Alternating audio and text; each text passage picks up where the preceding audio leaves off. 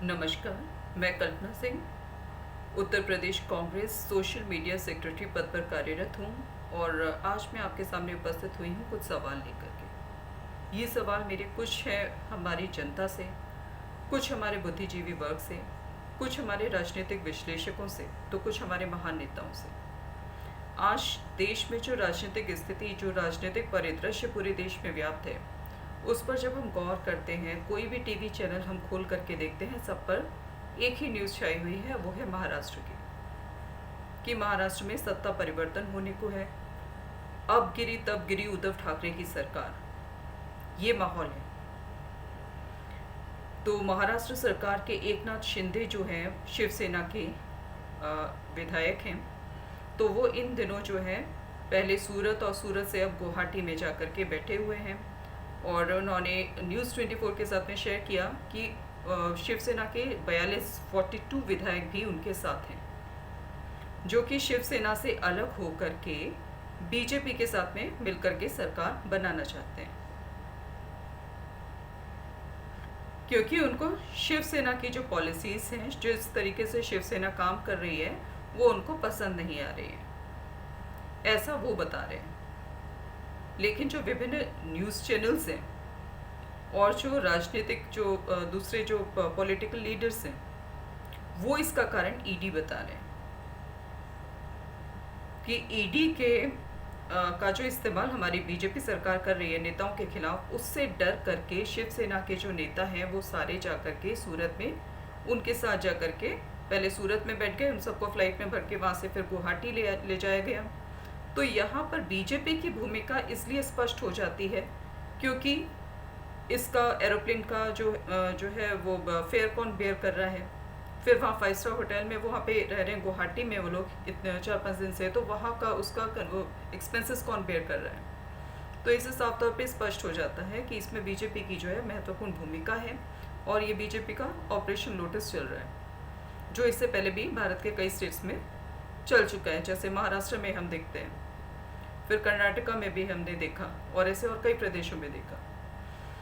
तो यहाँ पर कुछ सवाल उठते हैं कि अगर ऐसा ही चलता रहा, ईडी के इस्तेमाल कर करके केंद्र सरकार, मोदी सरकार इस तरीके से प्रदेश में दूसरी सरकारों को गिराती रही, तो वोटिंग सिस्टम इसका औचित्य क्या रह गया चुनाव कराने का, जनता के वोट देने का?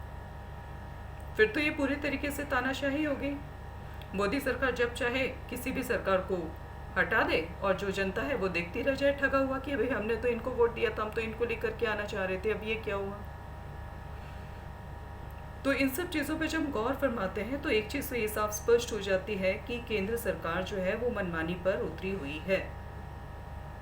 अब ऐसे में लोकतंत्र की रक्षा कैसे की जाए और महाराष्ट्र में जो सरकार है उद्धव ठाकरे की सरकार, उसको कैसे बचाया जाए और उसको बचाने के क्या तरीके हो सकते हैं। और जब हम समस्या के जो मूल में जाते हैं कि किस तरीके से ये महाविकास अघाड़ी सरकार बनी थी 2019 में, तो उसमें हम देखते हैं वोट प्रतिशत सबका क्या था। तो सबसे जो कम वोट मिले थे वो मिले थे कांग्रेस को 43 आउट ऑफ 288, और सरकार बनाने के लिए किसी भी पार्टी को कितनी सीट्स कितना चाहिए था, सीट्स टोटल 145 आउट ऑफ 288। तो ऐसे में जो कांग्रेस को मिली थी 43 सीट्स और आईएनसी कांग्रेस हो गया, और उसके बाद में फिर ये जो दूसरी थी सरकार एनसीपी, उसको मिली थी 53 सीट्स, और फिर उसके बाद में शिवसेना को मिली थी 58 सीट्स और बीजेपी को मिली थी 105 सीट्स। तो यानी कि इनमें से कोई भी पार्टी इंडिपेंडेंटली अपनी गवर्नमेंट महाराष्ट्र में बनाने की स्थिति में नहीं थी। तब सॉल्यूशन के रूप में महाविकास अघाड़ी जो है वो सरकार बनी अलायंस से। और जब हम कार्यकाल को उठाकर देखते हैं कि उद्धव ठाकरे जी ने कैसा शासन दिया जनता को, तो उन्होंने काफ़ी अच्छे से संभाला महाराष्ट्र को। जब देश पर आपदा आई कोरोना, जो कि एक विश्वव्यापी आपदा थी, उस समय पे उन्होंने महाराष्ट्र में बड़े अच्छे तरीके से प्रदेश को संभाला, लोगों में संतुष्टि थी उनके काम को लेकर के। तो ये सारी चीज़ें ये साबित करने के लिए काफ़ी हैं कि महाराष्ट्र की जनता जो है वो उद्धव ठाकरे की सरकार से संतुष्ट है। तो फिर असंतुष्ट कौन है? कुछ शिवसेना के ही लीडर्स जो हैं, जो मंत्री हैं, वो असंतुष्ट हो गए हैं क्योंकि उनकी समस्या है ईडी। अगर वो शिवसेना में बने रहते हैं तो मोदी सरकार की जो संस्था है ईडी, उसका वार उन पर होता रहेगा। और अगर छोड़ करके वो बीजेपी के साथ में जाते हैं तो भी वो जो बनना चाह रहे हैं, जो अच्छे पद जो चाह रहे हैं, जो जिस लेवल का जो भी पद चाह रहे हैं, वो उनको वहाँ मिलेगा नहीं। तो ये भी एक स्थिति है। फिर हम बात करते हैं कि इस तरीके की जो स्थितियाँ हैं उसमें जनता क्यों पिसे। जनता जो सरकार बनाती है, जो बनती है, जनता उससे संतुष्ट भी होती है, फिर बाद में वो सरकार को गिरा करके बीजेपी अपनी पार्टी बना लेती है, अपना सीएम बना लेती है। तो ये चीज़ तो बड़ी गलत चीज़ है। तो ऐसे में जब हम देखते हैं सॉल्यूशन के रूप में कि केंद्र सरकार ने किस तरीके से क्या नीतियाँ फॉलो की जब अपनी सरकार बनाई, तो हम इनके जो 2014 को ही लोकसभा इलेक्शंस को ही उठा करके देख लेते हैं, मोदी जी के, बीजेपी सरकार के। तो 2014 में जब इलेक्शंस हुए थे तो अमेठी, जो कि उत्तर प्रदेश की एक सीट है, तो वहाँ से जो कि राहुल गांधी का क्षेत्र माना जाता है, लोकसभा क्षेत्र, वहाँ पर राहुल गांधी जीते थे और उनका वोट प्रतिशत क्या था, 46%। और स्मृति ईरानी वहाँ पे हारी थी और स्मृति ईरानी का वोट प्रतिशत क्या था, 34%, 34% ओनली। और बावजूद इसके स्मृति ईरानी बीजेपी में केंद्र सरकार में मंत्री बना दी जाती हैं। तो यानी कि केंद्र में क्योंकि बीजेपी की सरकार ऑल ओवर जीत रही थी, इसलिए हारी हुई जो एमपी थी, हारी हुई जो थी स्मृति ईरानी, उनको हार के बावजूद मंत्री पद दे दिया गया। तो ये कहाँ तक न्यायोचित है? अगर ये यहाँ पर वैलिड है केंद्र में, तो ये प्रदेश लेवल पे भी, ये स्टेट लेवल पर भी वैलिड हो सकता है।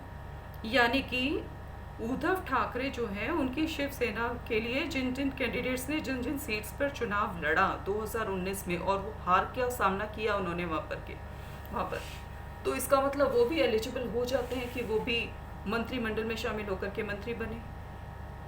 जब स्मृति ईरानी बन सकती है तो वो भी बन सकते हैं, पॉइंट है। और इस तरीके से जो ये बागी जो इनके एमएलए हैं शिवसेना के, उनको उद्धव ठाकरे बाहर का रास्ता दिखा सकते हैं।